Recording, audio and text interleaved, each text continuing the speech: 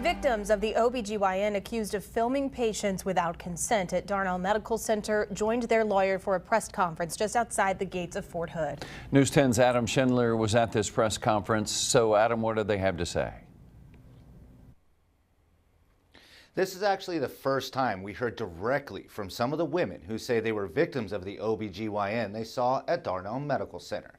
Women that say they want justice and accountability for his actions, and for some of them, that starts with the civil suit Cobos Law Firm plans to file on their behalf.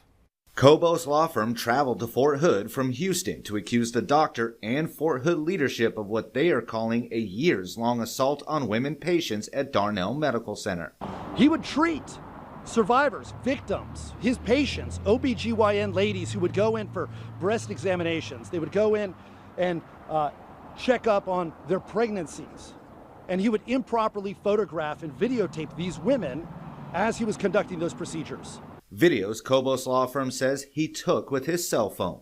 As he was conducting the procedures, he would go to a back room, he would put his phone in his breast pocket, and he would explain to the women that he's expecting a phone call.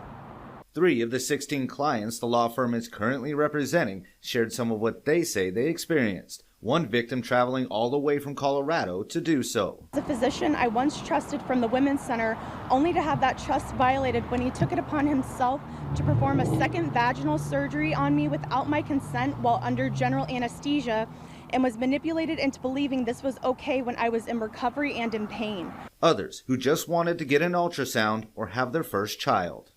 He crossed professional and personal boundaries in ways that made me feel deeply uncomfortable and unsafe.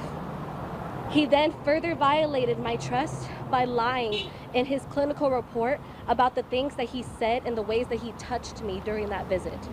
Before, every time I looked at my son, I would remember those first few days with so much love and happiness. Now, every time I remember, all I can think about is how I was violated during the most vulnerable time of my life. His actions, combined with the failure of the hospital to protect me and my privacy, will impact myself and the other victims for the rest of our lives.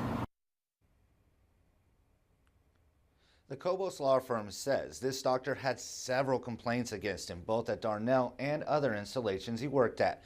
Complaints they say fell on deaf ears. Now they say they are suing so that doesn't happen again.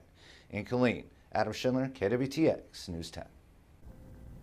Thank you, Adam. We are not naming the accused doctor at this time because he has not been formally charged with the crime.